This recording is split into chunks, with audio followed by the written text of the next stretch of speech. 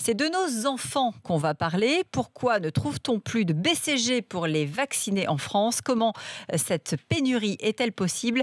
Le docteur Bérodet aussi se pose la question. Il est mon invité. Bonjour docteur. Bonjour. Merci d'être avec nous sur RMC Découverte.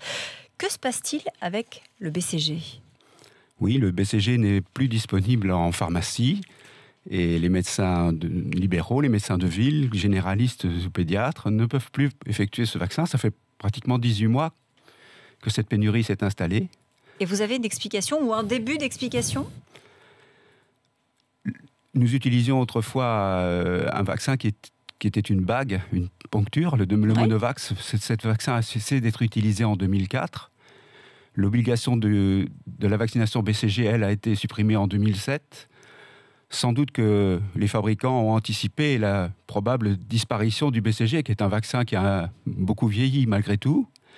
Mais n'empêche que ce vaccin reste recommandé, et fortement recommandé, en particulier en Île-de-France. Oui, pour les populations dites populations à risque, c'est ça? Et la pénurie s'est annoncée du fait que le vaccin n'étant plus produit en France, il était importé, d'abord du Danemark, le vaccin BCG SSI, et que c'est celui-là qui n'est plus disponible maintenant. Et on attend un vaccin qui sera importé de Pologne. De Pologne. Pour le moment, nous, médecins de ville, nous n'en voyons pas la couleur et je ne crois pas. Alors comment vous faites quand un patient se présente et qu'il a besoin de faire vacciner son enfant? Donc actuellement, dans l'impossibilité de vacciner cet enfant, si j'estime que c'est un enfant à risque, je suis obligé, et je n'ai pas d'autre choix que de l'orienter vers la PMI. Et la PMI a des vaccins? Actuellement, la PMI est aussi touchée par cette pénurie, puisque leur dernier stock de BCG SSI d'origine danoise est en train de se terminer. Comme neige au soleil. Alors vous le disiez, ça n'est plus obligatoire depuis 2007, ça reste conseillé malgré tout. Quand vous dites population à risque, qui est concerné précisément? Alors, le Haut Conseil de la Santé publique a publié 2 circulaires pour préciser les choses. L'une l'année dernière en mai, je crois, et là récemment une nouvelle circulaire qui reprend exactement les mêmes thèmes pour définir les niveaux d'action. Les enfants qui doivent être vaccinés impérativement, ce sont surtout ceux qui naissent en Guyane ou qui résident en Guyane et à Mayotte. À Mayotte aussi, oui.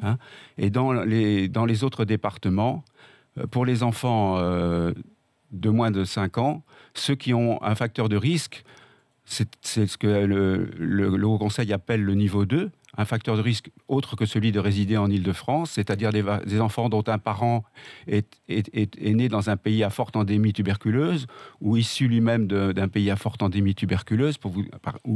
Alors bien sûr, c'est très large comme définition géographique parce qu'il y a énormément de pays dans le monde où la tuberculose reste un fléau assez répandu, assez fréquent. Et pardon, mais le vaccin polonais, il est exactement le même que celui du Danemark, où il y a des choses différentes à l'intérieur? Est-ce qu'on peut être rassuré sur ce qu'il y a à l'intérieur de ce vaccin? Parce que c'est vrai que c'est aussi le problème. D'être rassuré, certainement. Je ne connais pas la composition exacte du vaccin polonais. Il est probable il a peut-être des parentés d'ailleurs avec le vaccin danois. On se rappelle qu'après la Deuxième Guerre mondiale, ce sont les Scandinaves qui ont beaucoup développé la vaccination dans les pays à l'époque de l'Est, en Pologne, en Allemagne du Nord et dans d'autres régions.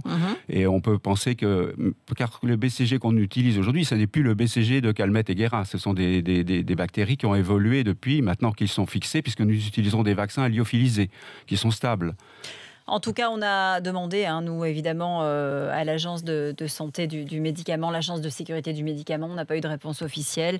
On attend, évidemment. Si elles veulent nous appeler, ils peuvent le faire. On les prendra bien volontiers tout à l'heure sur RMC Découverte, notamment entre 9h et 10h. Merci, docteur, d'être venu nous parler de cette pénurie de BCG qui sévit en ce moment en France. Il est 8h15.